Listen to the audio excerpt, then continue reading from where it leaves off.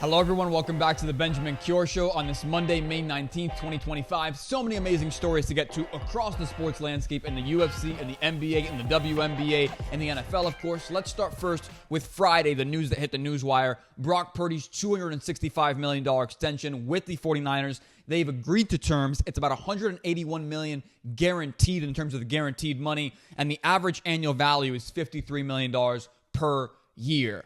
Very happy for him. Obviously, an amazing turnaround for a player who was Mr. Irrelevant, who was the last pick of his draft class. And, well-deserved, and it's what the market demands, correct? I'm not arguing with that. We all know the salary cap gymnastics. If you've watched this show before, or even if you're just a casual NFL fan, I feel like NFL fans are more aware than ever of cap structures and the reality of maybe you don't love a player, but you have to pay them that because that's what the market demands, and that's what the CBA looks like, and that's where players' deals have elevated to.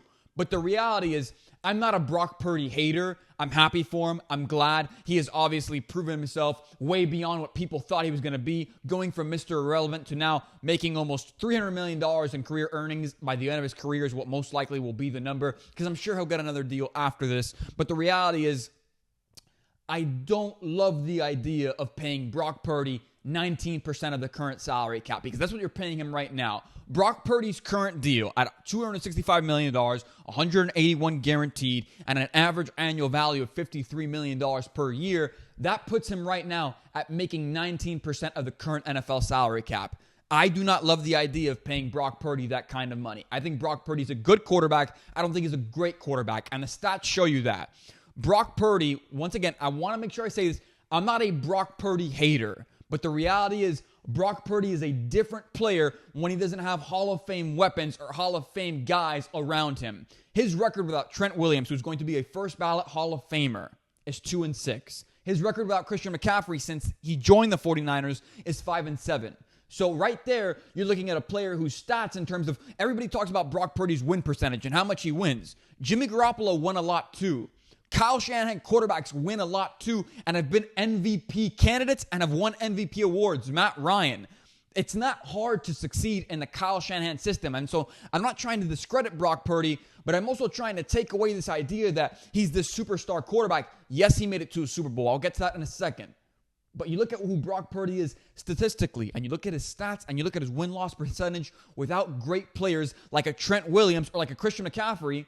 Brock Purdy is 5-7 without Christian McCaffrey since Christian McCaffrey joined the 49ers. Brock Purdy is 2-6 without Trent Williams once Trent Williams has gone down. And the stats are even worse when you take into account games that Trent Williams played less than 50% of the snaps in terms of games that he got injured early on. The stats fall off a cliff. Brock Purdy is not the same player without Hall of Fame talent around him. And I'm just calling into question or just pointing out the stats behind two Hall of Fame players. Everybody agrees that over the last several years, there have been multiple, at least 5, 6, maybe even 7 future first ballot Hall of Famers on the 49ers roster.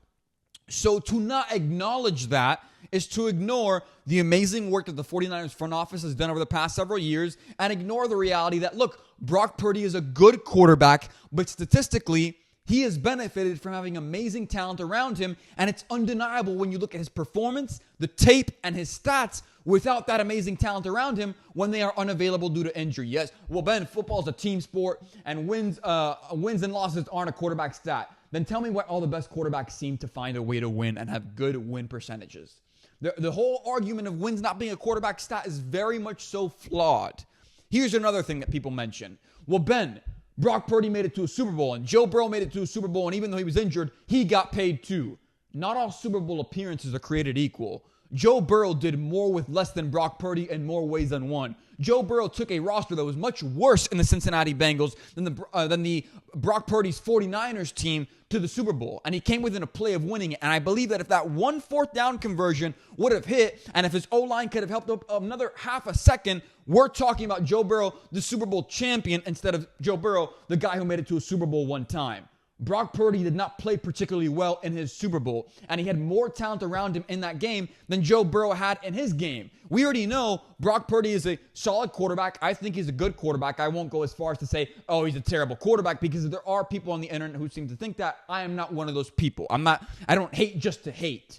I tend to believe that he's a good quarterback, but you know what? There's some obvious flaws that have to do with his performance and certain things that once there's Hall of Fame players that are injured or not available, those flaws become a little bit more apparent for Brock Purdy.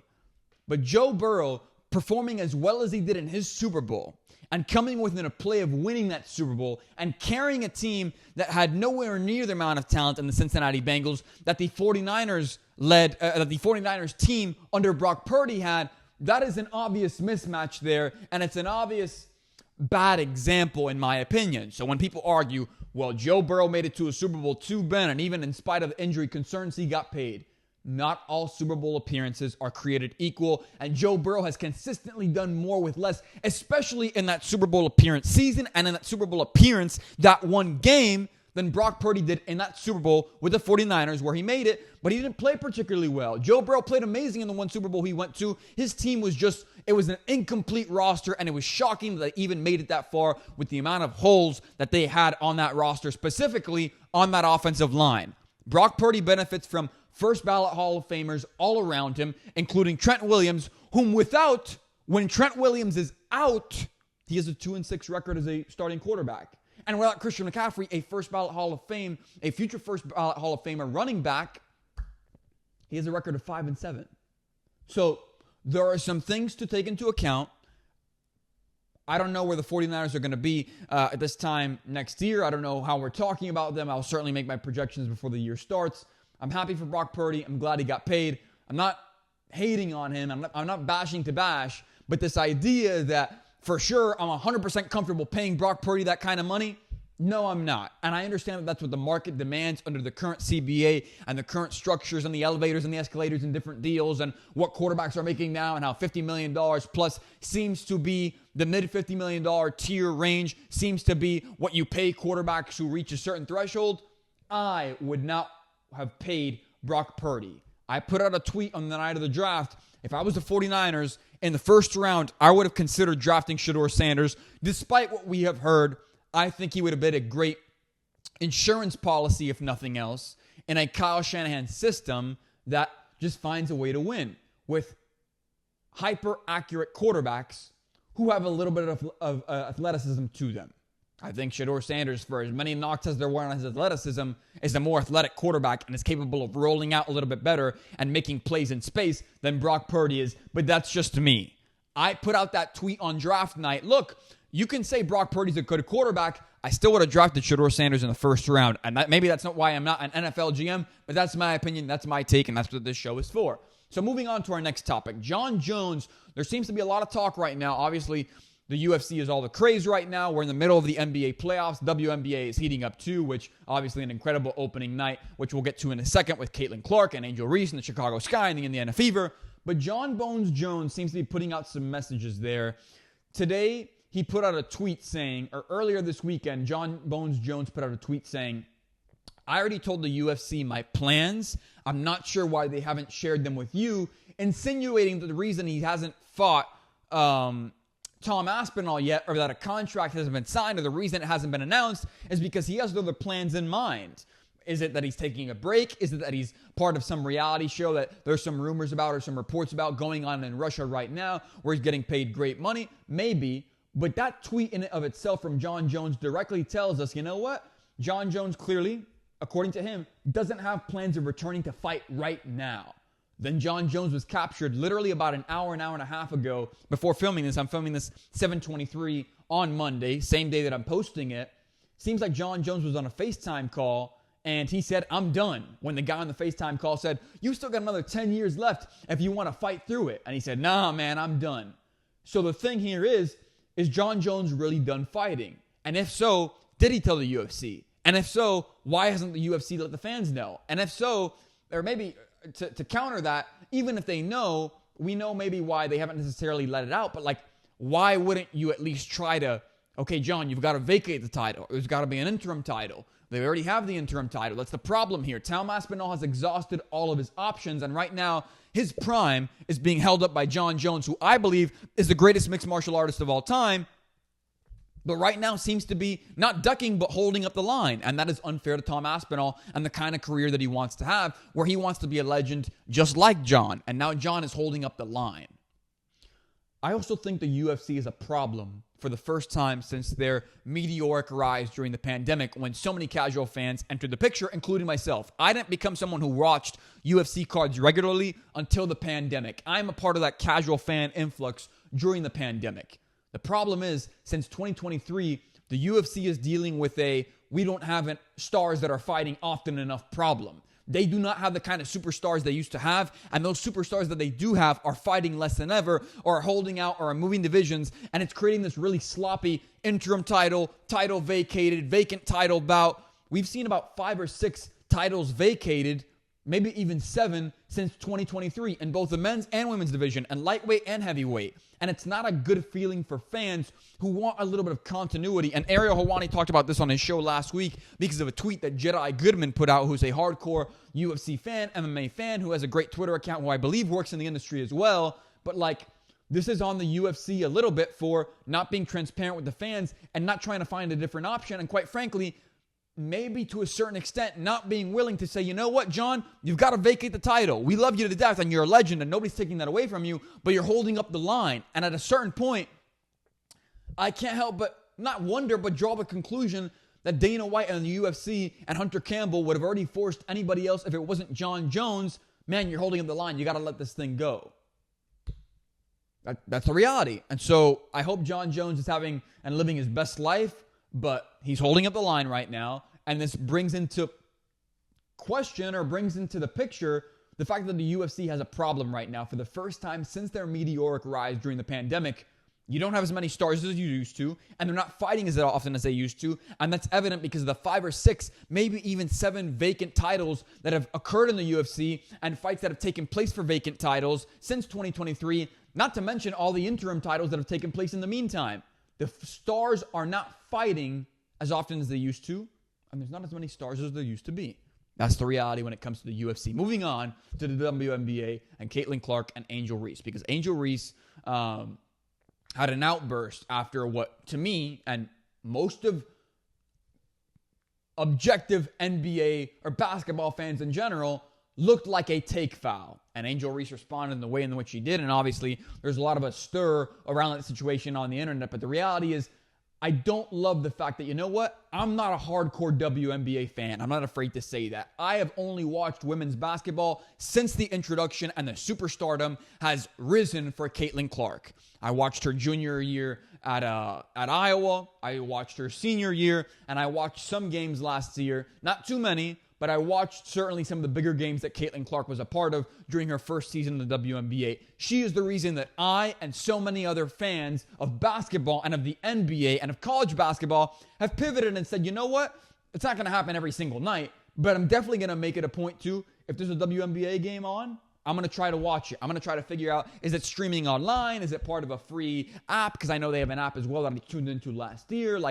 You know what? I'm going to entertain myself by watching this. Because you know what? When Caitlin Clark is playing, it's not a terrible product. It's actually pretty good and it's pretty watchable. And when she's cooking and when some of the best basketballs, when she's distributing to her teammates, which is what she is the female version of Magic Johnson at his peak, is what it feels like. In terms of, definitely you can make the comparison in terms of the superstardom and what Magic Johnson did for the NBA and how games were on tape delay.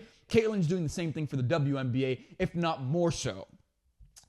But I hate the fact that in terms of WNBA coverage, now, instead of focusing on Caitlin Clark's 3rd triple-double of her WNBA career, which, by the way, is now tied for the 3rd most triple-doubles in WNBA history, I don't love the fact that instead of talking about that, we're talking about the beef between Angel Reese and Caitlin Clark, when the reality is, take all of the other stuff out of it that I'm not going to even mention. Caitlin Clark is a better basketball player today, tomorrow, and 5 years from now than Angel Reese is right now. So don't try to make this a Larry Bird, Magic Johnson comparison when, to be quite honest, it's closer to a Stephen Curry, Andre Drummond rivalry than anything else. And that's not hating, that is the facts. Look at the style of play, look at the box score. You have all seen the screenshots of Angel Reese attempts a layup, misses the layup, gets her own offensive rebound, shoots it again, misses the shot again, gets her own offensive rebound, puts it up, misses it again, gets her own offensive rebound, puts it up, and it finally goes in. This is not Magic Johnson, Larry Bird. This is Steph Curry versus Andre Drummond on a good day. And unfortunately, we're talking about the malice, potentially, or what's been observed as potential malice behind Caitlin Clark performing what is objectively a conventional take foul that you see all the time in the NBA. You don't want to give him the points, so put him at the line. There's no more drama to it than that. But the interaction, of course, is going to get a lot more media pub because of a lot of things, both inside the lines and outside the lines in terms of sports and beyond that. And it doesn't need to be that. And I, as someone who is not necessarily part of sports media, but I would like to think that I'm one of the up-and-coming people in this, space. And you know what? If nothing else, I just like to share my opinions on this. Let's not overdo it or make more out of it than it is.